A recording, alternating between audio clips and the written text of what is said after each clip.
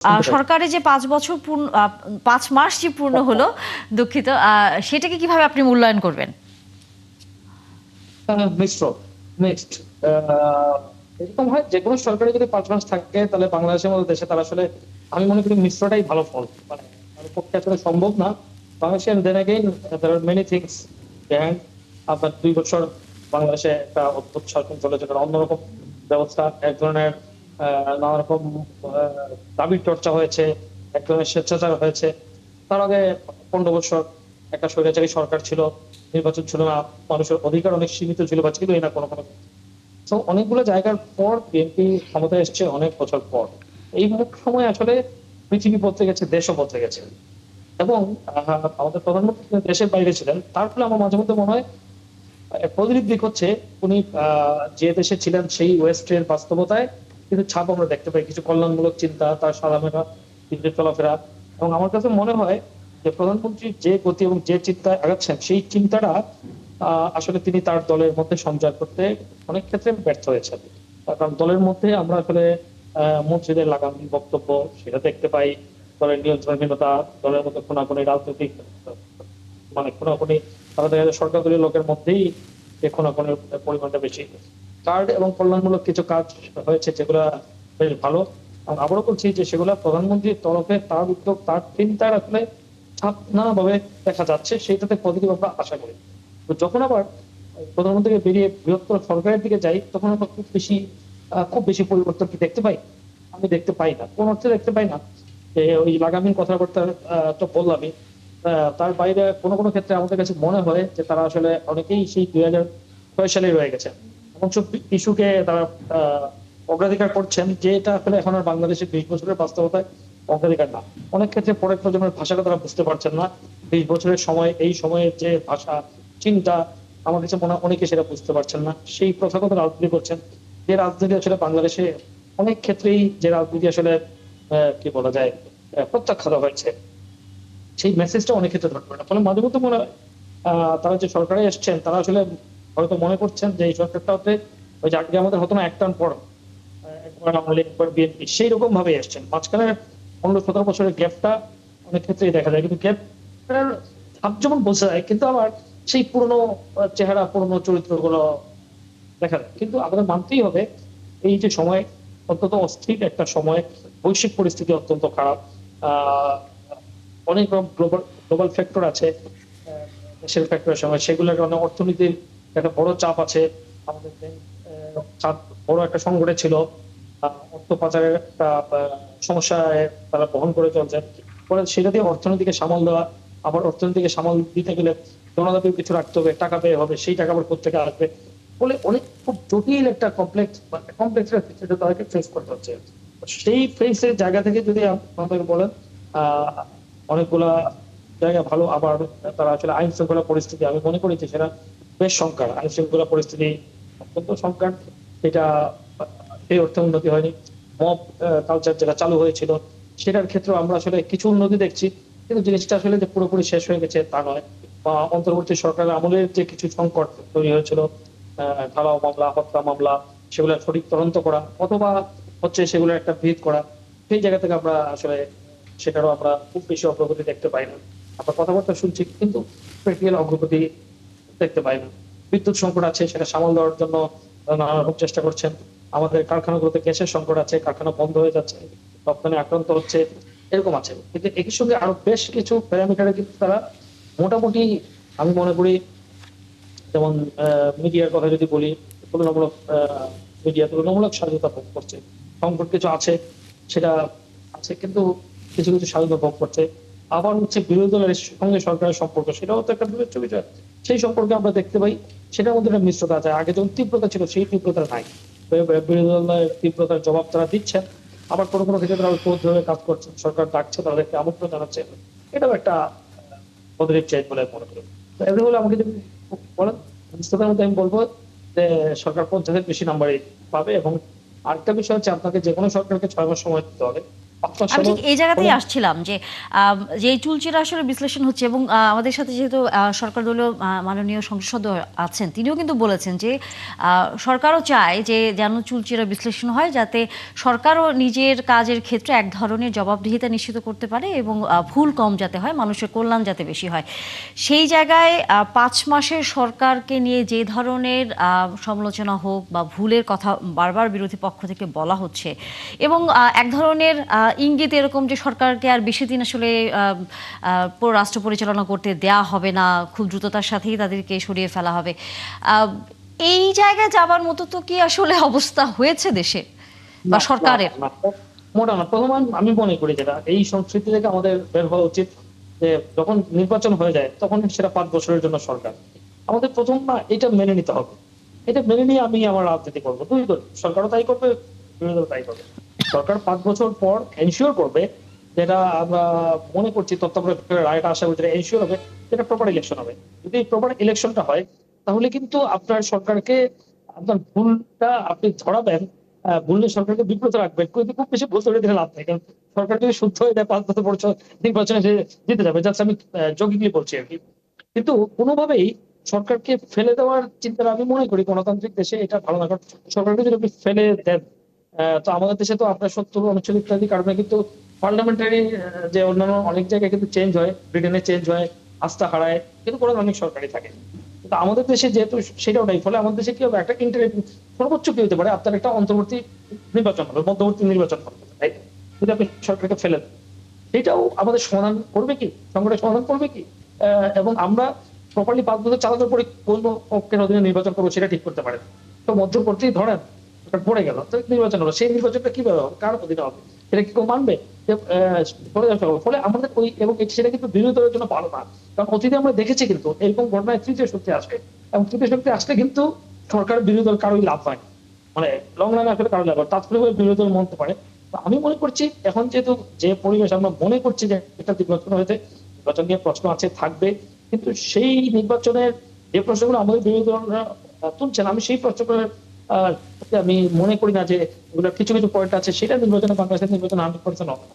তো মোটা দাগে এই নির্বাচনে এমন কোনো গ্রস ভায়োলেশন হয়নি যেটা ভিত্তিতে আমরা বলতে পারি নির্বাচনে গ্রহণযোগ্য। তো নির্বাচন যদি জি, গ্রহণযোগ্য হয় তাহলে 5 বছর ম্যান্ডেট আছে। এখন অন্য একটা ধন্যবাদ। নির্বাচনে অন্য একটা প্রবলেম আছে, যে জি। নির্বাচনে সামগ্রিকভাবে সর্বজন অংশগ্রহণ ছিল কিনা সেটারও অন্য আলোচনা অনেকে করছে, এবং সেটার কিছু না, কারণ পয়েন্ট আছে, বিরোধী দল কিন্তু বলেছে যে এই নির্বাচনও নাকি ইঞ্জিনিয়ারিং হয়েছে, এটা নিয়েও এক ধরনের তাদের ভিতরে বক্তব্য আছে।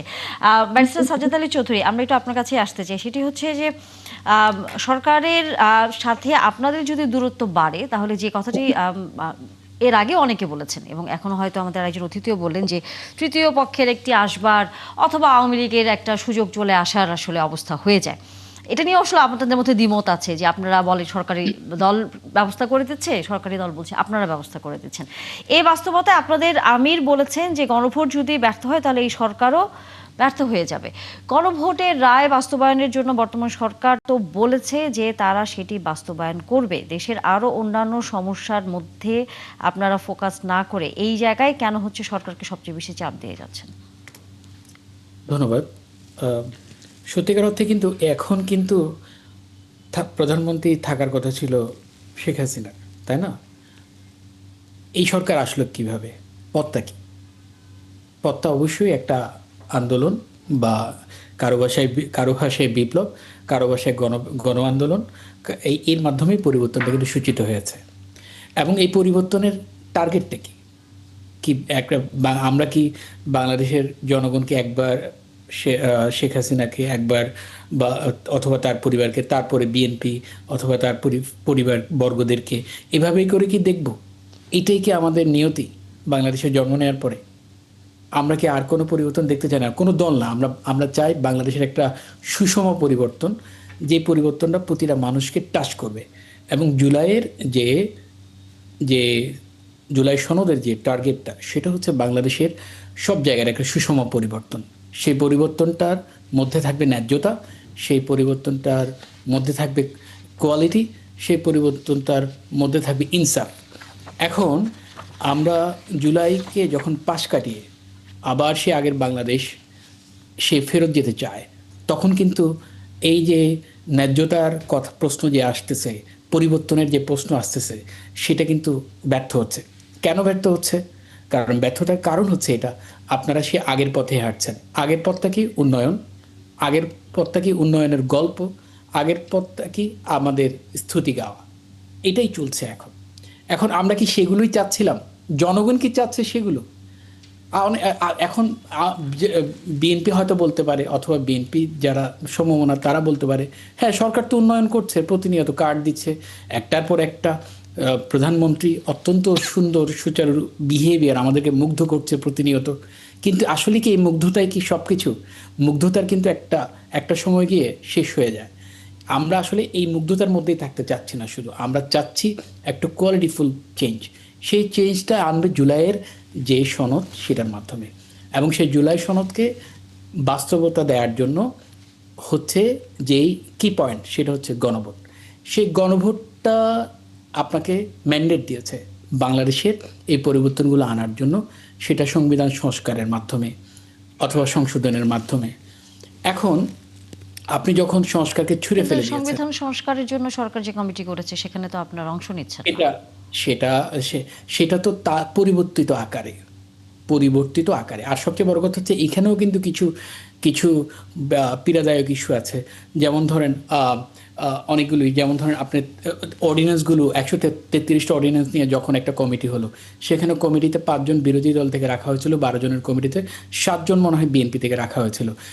দেখা যাচ্ছে কি, যেহেতু ওখানেও মেজরিটি বিএনপির সব কিছুই তো প্রায়োরিটি পাচ্ছে, সেখানে বিরোধী দল যেটা চাওয়ার কথা সেটা কিন্তু পাচ্ছে না। কিন্তু দেখেন, আপনি মেজরিটি না করে যখন এনার্জি কমিটি, যখন তেল নিয়ে খুব সমস্যা যাচ্ছে, তখন কিন্তু বিরোধী দলের 5 জন, সরকারি দলের 5 জন নিয়ে কমিটি করা হয়েছিল। এই কমিটি করার পরের দিন, 2-3 দিন পরের মধ্যে কিন্তু তেলের দাম পড়ে গেছে। আপনি যদি কোনো একটা বিরোধী দল থেকে প্রপার সহযোগিতা চান, তাহলে আপনাকে অবশ্যই যে কোনো কমিটি করবেন, যে কোনো ইস্যু করবেন, সেখানে কিন্তু সুষম একটা থাকতে হবে। তাহলে না হলে আপনি মেজরিটি ভিত্তিতে তো এদের কথার কোনো মূল্য থাকছে না। এখন ইস্যুটা হচ্ছে কিভাবে অন্য কিছু আসবে, কে আসবে, সেটা ইস্যু নেই। ইস্যুটা হচ্ছে এসছে তো, শেখ হাসিনা চলে গেছে, ডক্টর ইউনূস আসছে, এর পরিপ্রেক্ষিতে ফলোড বাই বিএনপি। এখন যদি আপনারা কথা রাখতে ব্যর্থ হন, কারণ আপনারা তো কথা দিয়েছেন, সেটা আপনাদের ম্যানিফেস্টোতে দিয়েছেন, সেটা জুলাই মানে আপনাদের গণভোটের প্রচারণা করে কথা দিয়েছেন, এটা তো একটা কথা। জুলাই সনদে স্বাক্ষর করে আপনারা ওয়াদা দিয়েছেন। এখন এত ওয়াদা, এত কিছু দেওয়ার পর আপনি যখন আপনার কথা রাখছেন না জুলাইয়ের ইস্যুতে, আপনি জুলাই সনদকে একদম আমি ধরে দিলাম for the sake of argument ছুঁড়ে ফেলে দিলেন। আপনি আপনার ম্যানিফেস্টো আলোকে কথা বলতে যাচ্ছিলাম মানে আমি শুরু করি, আপনার কথা আমি ভয় পাই সবসময়। আমি ভয় পাওয়ার মতো কিছুই বলবো না, জাস্ট আপনার সাথে একটু আর্গুমেন্ট করব। সেই আর্গুমেন্টটা হলো এরকম যে বিএনপিকে আপনি যেভাবে দেখছেন, খুব যদি বড় করে দেখেন বিএনপি তত বড় না, খুব যদি ছোট করে দেখেন বিএনপি তত ছোটও না। আমি বড় না যেটা বলছি সেটা হচ্ছে বিএনপির সেই এখতিয়ারই নাই যে সংবিধানকে ফেলে দিয়ে আরেকটা সংবিধান কিংবা সংবিধানের বাইরে অবস্থান করা। যেটা আপনারা বলছেন 133টি অধ্যাদেশ, সেখানে তো ম্যাক্সিমাম বিএনপি যেগুলো কথা দিয়েছে সেগুলো পাশ হয়ে গিয়েছে, যেগুলো কয়েকটা আছে সেগুলো বলেছে, একটু লেট মি ফিনিশ, আমি অনেকক্ষণ আপনার শুনেছি, যেটা কিছু আছে সেটা বলেছে যে আগামীতে আরো সময় নিয়ে আমরা আলোচনা করে পর্যালোচনা করে আমরা এটা ডিসিশন নিব। এবং এইখানে গণভোটের কথা আপনি যেটা বলছেন, প্লিজ আপনি একটু লেখেন, আমার সামনে কাগজ কলম ছিল না, তাই গণভোটটা কোনো আইনের মধ্যে ছিল না।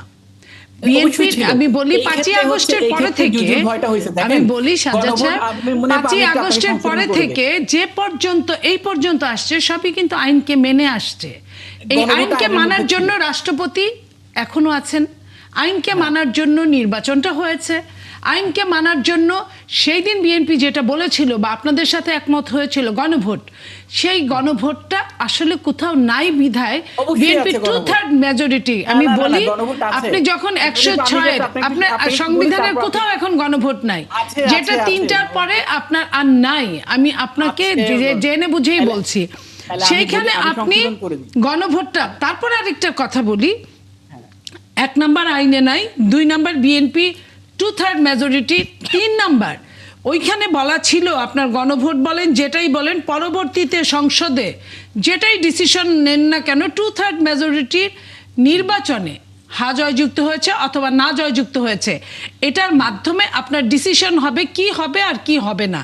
তো সেইখানে যদি তাই হয়, আপনি যে কথাটা বললেন যে এনার্জি নিয়ে যে সমস্যাটা হয়েছিল সেখানে পাঁচজন সদস্য দেওয়াতে 3 দিন পরে মিটে গেছে, তার মানে কি একদিনও মিটিংয়ে বসলো না, 3 দিন পরে মিটে গেছে, তার মানে কি প্রবলেমটা আপনারাই সৃষ্টি করে রেখেছিলেন? আমার প্রশ্ন জাস্ট ফর কিউরিসিটি। আমি নোট করে রাখি এবং কারণ কমিটি বসেই নাই, তার মানে কি আপনারাই তাহলে এই তেলের, বারবার মন্ত্রী মহোদয় বলছিল তেলের কোনো সমস্যা নাই, আমরা যদি ঠিক মতো চালাতে পারি 2-3 মাস তেল ঠিক মতো চলবে। আপনি দেখেন যেই মাত্র কমিটি হলো তার 3 দিন পরে 2 দিন পরে সব কিছু বন্ধ হয়ে শেষ হয়ে গেল। তা তেল তো তেলের জায়গায় থাকলো, তাহলে শেষ হয়ে গেল আন্দোলন। তার মানে কি আপনারা তাহলে দেশটাকে অরাজকতা বাঁধানোর জন্য এই কাজগুলো করেছিলেন? আপনার কথায় আমি পরিষ্কার বুঝলাম। 2 নাম্বার হচ্ছে আপনার, এরপরে আপনি 5 জন আর 7 জন কমিটি নিয়ে বললেন, বিএনপি যে মেজরিটি পেয়েছে সেই মেজরিটিতে 7 জন কি খুব বেশি নিয়েছে? আপনিই বলেন।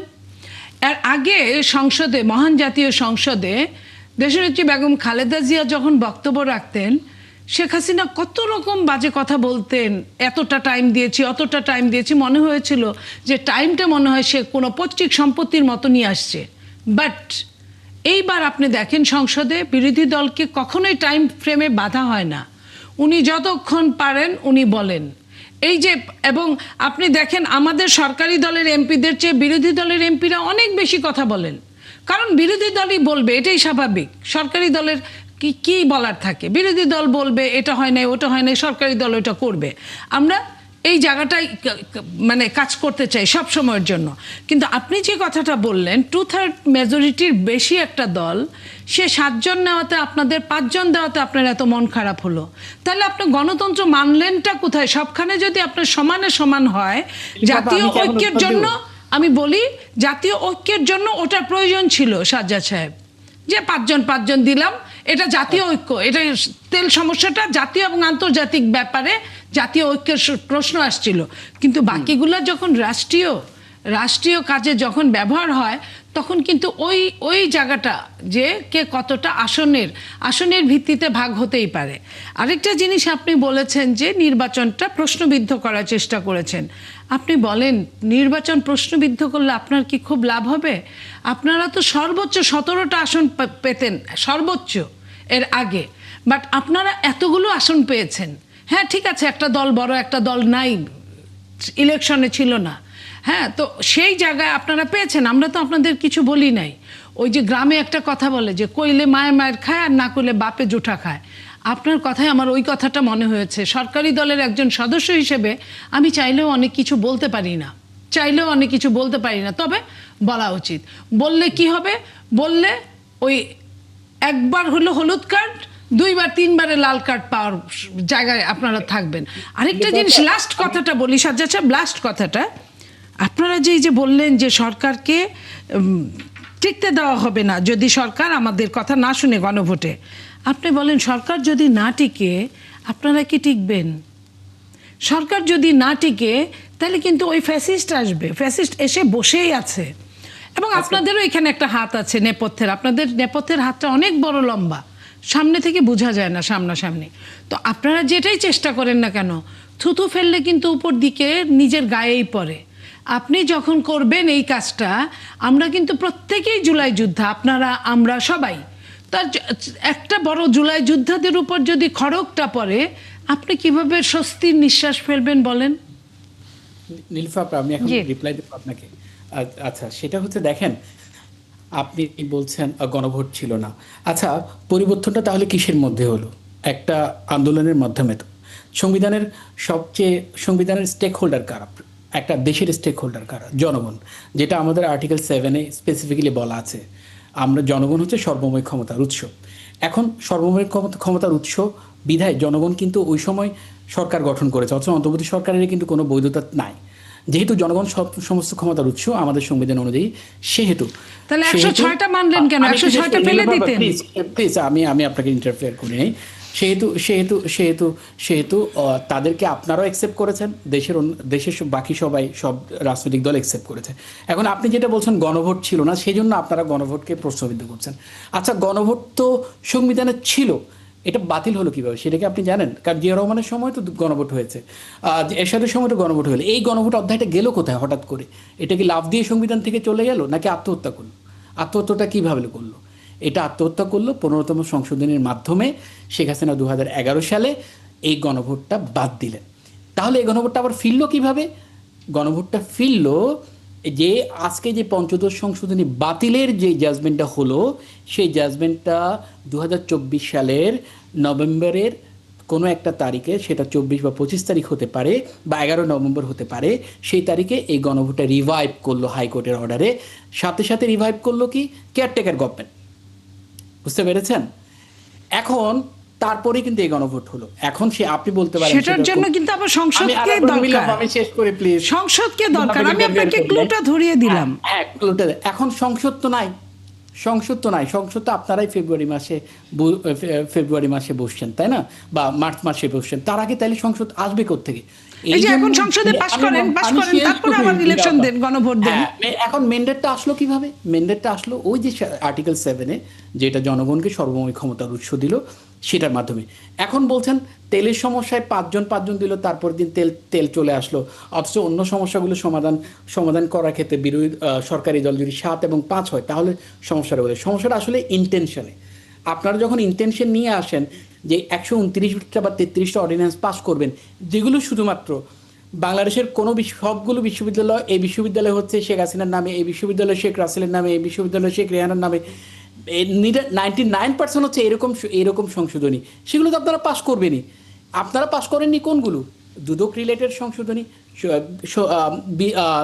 সুপ্রিম কোর্ট সেক্রেটারিয়েট, জাজেস অ্যাপয়েন্টমেন্ট, তারপর কি গুম কমিশন, মানবাধিকার কমিশন, যেগুলো আপনাদের ক্ষমতার যে হ্রাস টেনে ধরবে, আপনাদেরকে স্বৈরাচার হতে, ফ্যাসিস্ট হতে, আপনাদেরকে জবাবদিহিতার আন্ডারে আনতে যেই মেকানিজমগুলো তৈরি ছিল, সেগুলোকে আপনারা বাদ দিয়ে দিলেন, ল্যাপস করলেন। বাদ দেওয়া হয় নাই, আমি একটু শেষ করি মুনিয়াপা। ল্যাপস করে উপকার কি বিরোধী দলের হবে? আপনাদের হবে। ল্যাপস করে উপকার আপনাদের হবে, কারণ আপনারা জবাবদিহিতার আন্ডারে থাকবেন না। হ্যাঁ, আপনাদের ইন্টেনশন ভালো, আমি ইন্টেনশন খারাপ বলছি না। আমি মাননীয় প্রধানমন্ত্রী তারেক রহমানের ইন্টেনশনটাকে অনেক পজিটিভলি দেখি, বাট ইন্টেনশন দিয়ে তো হবে না। উনি শেখ হাসিনা প্রথম যখন হয়েছেন, শেখ হাসিনা এত জনপ্রিয় ছিলেন, অনেক জনপ্রিয় ছিলেন। উনি ফ্যাসিস্ট হলেন কখন? উনি স্বৈরাচারের পথে পা দিলেন কখন? 14 নির্বাচনে এসে, যখন উনি রাতের ভোট দিনের ভোট করতে অভ্যস্ত হয়ে গেলেন। সংবিধানে কি রাতের ভোট করার বিধান কি কোথাও কি নিষেধ করা আছে? তো রাতের ভোট আপনারা অবৈধ বলছেন কেন? সংবিধানে কি কোথাও তো রাতের ভোট করতে নিষেধ করে নাই, কোনো আর্টিকেলে স্পেসিফিক্যালি বলে না যে রাতে ভোট করা যাবে না। উনি রাতে ভোট করেছে, অসুবিধা কোথায়? উনি দামি নির্বাচনের সংবিধানে কোথায় নিষেধ করা আছে? করে নাই, হয়েছে। আমরা ইলিগাল বলার কি? ইলিগাল বলতে হচ্ছে কাস্টমসের কারণে কিছু জিনিস রীতিনীতি আছে।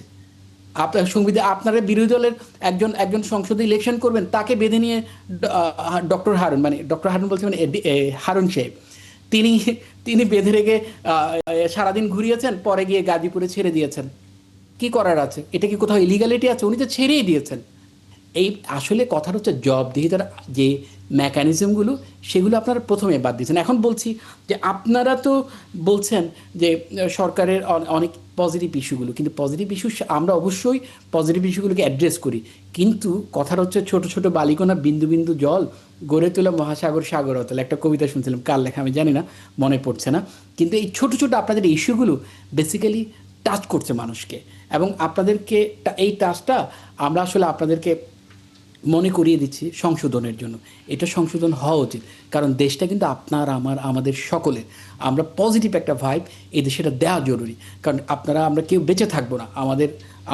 আমাদের যে পরবর্তী প্রজন্ম, তারা এই দেশটাকে একটু সুন্দর। আপনি লন্ডনে ছিলেন, লন্ডনে আপনি রাস্তা পার হচ্ছেন কত সুন্দর করে, গাড়ির স্পিড মেনটেন করছেন, অথচ বাংলাদেশে আসলে এগুলোকে মেনটেন করে না, আইন মেনটেন করে। এখন লন্ডনের সেই জিনিসটা আপনি এখানে তো করতে গেলে আপনাকে আইনগুলোকে আগে রিভাইভ করতে হবে, জবাবদিহিতার আন্ডারে আনতে হবে। এইটা যদি আপনাকে না আনেন, আপনার ইন্টেনশন দিয়ে তো আমাদের কিছু হবে না। সবচেয়ে বড় কথা হচ্ছে, দেখেন আপনার কিন্তু আইনশৃঙ্খলা পরিস্থিতি টোটালি ড্যামেজ হয়ে গেছে।